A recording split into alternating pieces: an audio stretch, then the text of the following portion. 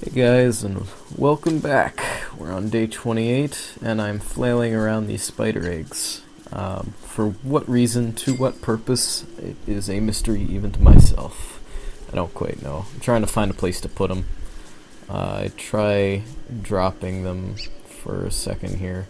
Oh, by the way, never put them near your base. I wasn't intending on doing that here, but I was just kind of walking around thinking of where to put them, and then I realized that down here is not a bad place. Maybe not near the eye plant or the frogs, because then the spider nest will not last very long at all. Plus, that would just be a bad location to put it. It's already dangerous enough in those two areas, but we place it right down there. Maybe a little close to the eye plant and also the frogs, but we place another one there. Hopefully everything will be alright with them, you know. At the very least, if the frogs kill the spiders, we'll still get silk because it doesn't spoil, and to my knowledge, it doesn't get eaten either. Also, I saw the lore plant was just sitting right here, so I figured, you know, why not take the opportunity and smack it to death and relocate it, because you get the bulb, which you can replant in an area of your choice and give it some other place to grow. And I don't show this off here because I just wasn't really feeling like investing in this at the moment, but you can actually make farms of lore plants without having to deal with their eye plants that they create if you put them in a rocky biome or somewhere where they can't, you know, sprout their eye plants.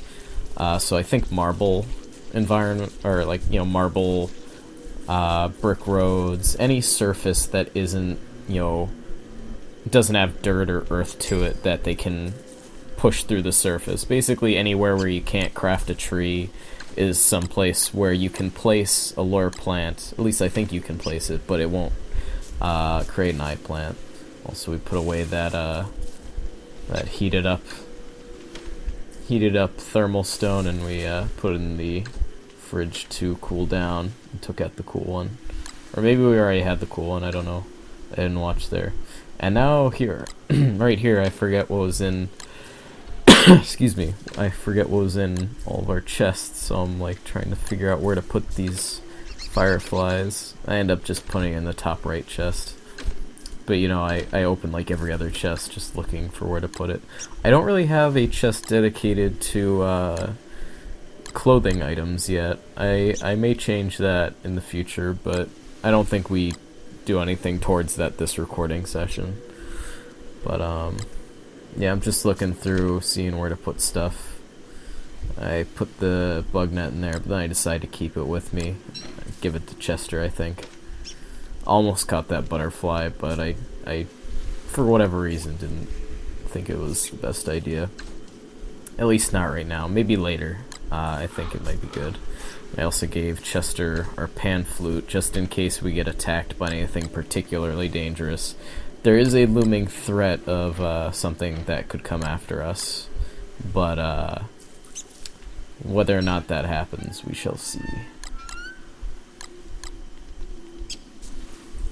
So, heading back out, and I believe now that I cleared the way down here, we don't have to deal with that eye plant, or those eye plants anymore from the lure plant. We can head down this way and see what it holds for us. And right there is a beardling. This is what happens to rabbits when your sanity, I believe, goes below around 70? Something like that. Like, we're kind of, as we are right now, sanity-wise, we're kind of right on the cusp of them turning into beardlings, I think. Maybe a little lower. I don't have a constant knowledge of what our sanity is, but it looks pretty low right now, so I'm gonna say it's around that point. And that beautiful music pops in. So I'm just setting these traps here. This is what I'd usually do to get meatballs. I will set a bunch of traps over the rabbit holes, and this is a really effective method to me personally in the past, unless it's springtime. Like I said, you know, the rabbit holes are all collapsed, so you actually can't use rabbits as a source of food at that time of year. But summer autumn and winter, all those times of the year, you can still get rabbits as a really reliable food source to make meatballs with their morsels. So that's a good way to go about it, is just place those traps right above their holes, and you'll always get a guaranteed, if you have 4 traps down, you'll get an almost guaranteed 4 rabbits a day. As you saw when we killed that one rabbit that we caught, it gave us beard hair. They'll only do that when you have your sanity low enough to see them as beardlings. Also, I didn't point this out yet, but if you notice, it's raining in summer, and this may not seem too weird, you know, summer rains, you can never predict them, but but I have literally never seen it rain in this game during the summer, so we are having just the most precipitation-filled run that I've ever seen, personally, in Don't Starve, and now it's turned to nighttime, so gotta put on that miner hat. It's good to have that on.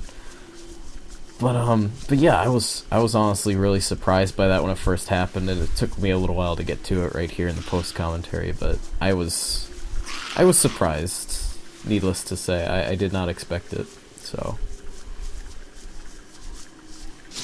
I decided to take on these spiders. The whole pack's gonna start coming towards us now, since it's nighttime, but they're far enough away, they'll only really come in these spread out attacks, so we don't have to worry about it too much. And right there you can hear, actually, beefalo. They're sleeping. That is the sound of their snores. It's beautiful. And we find another touchstone, too. This is a very eventful episode. There's a lot of neat stuff just within this very small radius of where we're exploring this episode, so that's pretty nice.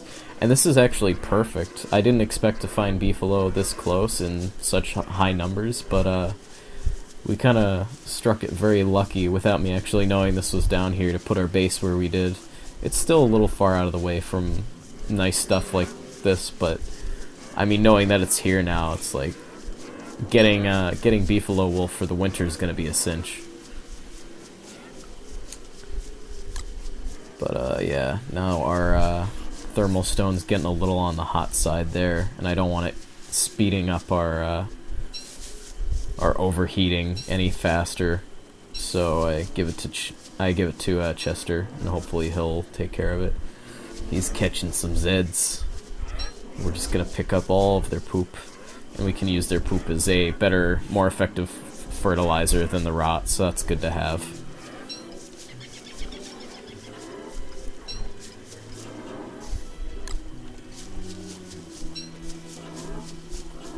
So anyways, that's about it for the day.